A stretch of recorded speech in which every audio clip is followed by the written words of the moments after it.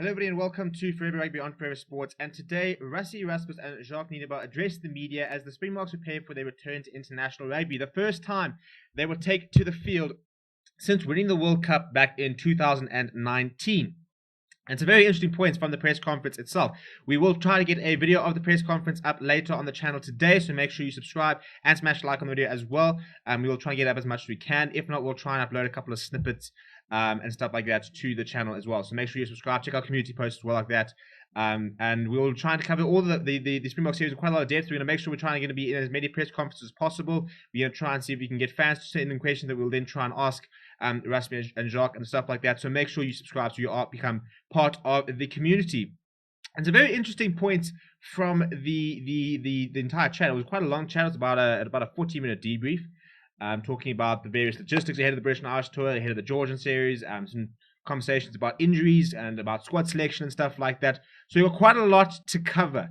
And we're going to start with some dates. And first of all, Rassie Erasmus could not confirm the venues for the Springboks versus the Georgia tests, but he has confirmed the dates, and those will be on the 2nd and the 9th of July. They will take place on Friday night. Very, very strange that Springbok Rugby on a Friday night, but that is so that it will not clash with the British and Irish Lions series. There are matches on the 3rd of and the 10th of July. I think it's the Sharks and the Bulls games that are scheduled for those two dates there. And so that's first. That's a very that was sort of the most important, I think, for me. So just to write those 2 days now, 2nd and 9th of July, the Springboks will be in action against Georgia. Second of all, the Springbok squad announcement will be taking place on Saturday, the 5th of June. That is next week, Saturday. So make sure that you are part. We will obviously cover the match. If there's going to be a live announcement, we'll probably go live for it and try and get it all up like we did with the British and Irish Lions squad. But yeah, so the squad will be announced next week, Saturday. And then it's going to be a 45-man squad. And what's quite interesting is usually, and this is kind of the problem with COVID, I suppose, is that we were supposed to have an SA Invitational and an SAA side. And the SA Invitational side has fallen away. And what will happen is the SAA side, which is the official Springbok B side, will come from the same 45-man squad and will also be coached by the Springbok coaching staff. So in the past, often the Invitational on the SAA sides would be taken by potentially different coaches, especially the Invitational side, for example. They would maybe go and look at a coach, often a young coach, a coach that's coming through, and they'd be given the opportunity to try and take the SA Invitational side. So I think it was quite a nice sort of environment, and we've seen SA 15s or Invitational sides coached by Johan Ackerman and stuff like that in the past, giving these sort of coaches an opportunity to try and sort of show their worth with some different players.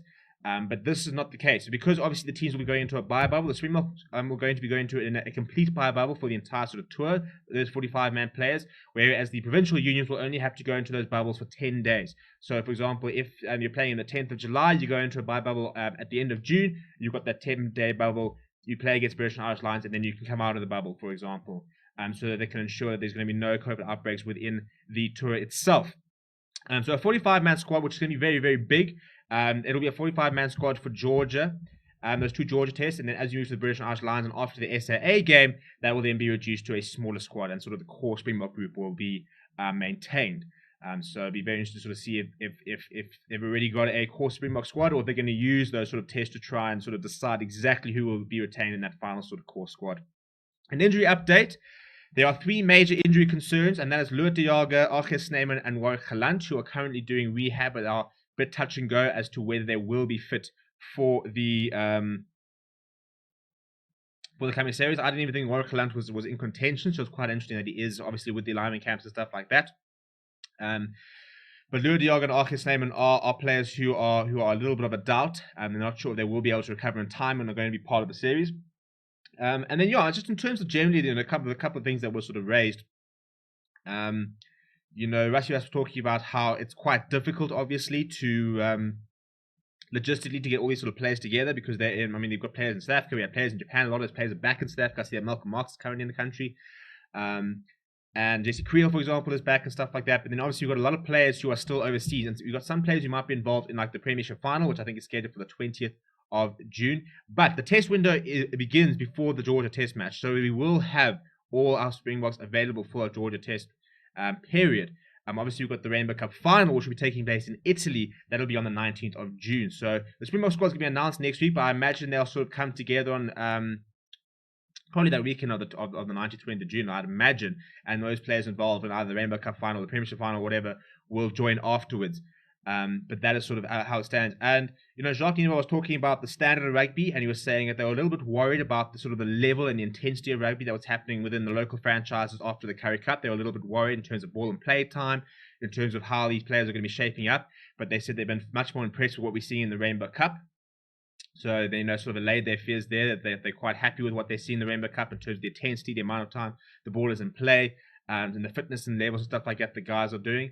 And a lot of these things within lineman camps are also sort of monitoring these players. And are these players, at peak fitness? Are they ready to go and play test match rugby? Because obviously all the British and Irish Lions players are coming off an entire test match window. They're coming off an entire Six Nations. They played 5 test matches this year. They're at that intensity. They're playing Premiership. They're playing European Challenge Cup. They're playing the Champions Cup. They're playing top level rugby.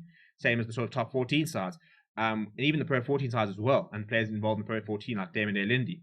But they said that they were a lot happier now with the Rainbow Cup quality of rugby. And I think that's what I've been saying for a while. I've been saying that the Rainbow Cup has looked like a much better standard of rugby. It looks physically a lot better. It looks a lot more intense. It's much more sort of close to your standard sort of, it's never going to be test match rugby, but it does look like it's sort of one down from that. It does look to be played at a reasonable level. And obviously, whatever side makes that North-South final in the Pro 14 will be a nice opportunity to then sort of replicate that level once again against probably a Munster or Leinster. At the moment, Benetton is sort of in the shout, but whether they'll be able to go all the way remains to be seen. But yeah, I think Rusty was saying that the preparation is going very well. They seem to be very confident. It's going to be very interesting to see sort of hold the dynamic between Rusty Erasmus and Jacques Nienaber, and the fact that they're going to be working together and sort of guiding the Springbok coaches and stuff like that. Obviously, you've got Manzali Stick and stuff like that. He's been doing a lot of work behind the scenes and stuff. So it's quite an exciting time. It looks like they are very organized, as you kind of expect any sort of Rusty Erasmus involved project to be. So I think at the moment it was quite a nice press conference. I think they came across very confidently, as Rusty Erasmus always does. And I think a lot of people are worried about, are these Springboks going to be sort of half-baked going into this series? And they were very direct. They were very honest with a lot of big players being involved. They're talking about players like Jasper Wiese, who's on the radar. Somebody like Samuel Murat, who Rusty Erasmus was saying it's unfortunate that he's got an injury because he was definitely on the radar. Big selection calls about Roscoe Speckman, whether he wants to play for the Springboks, does he want to go to the Olympics, what's going to be a story there. We've got that Toyota Invitational tomorrow with Frans Steyn and Roscoe Speckman will both be in action. They're part of the lineman camps. We'll be covering that. Both teams have been announced, so we'll have a preview up very shortly, and we'll be covering that live tomorrow. So, yeah, we'll try and get the entire press conference up later so that you can go and see exactly what they all have to say. But for me, I think it was a very nice, reassuring press conference. It looks like they're quite organized. It all looks to be sort of clicking into place. They are preparing for no fans in stadiums. So unfortunately, it kind of looks like that is the situation. Also, interesting enough, it looks like all the players and the staff will be vaccinated before the series. There has only been an allocation of J&J vaccinations which have been set aside. Some of the players have already been vaccinated who are playing in overseas and stuff like that. But the plan is to try and vaccinate sort of the entire party, management, coaching staff, the actual players, stuff like that.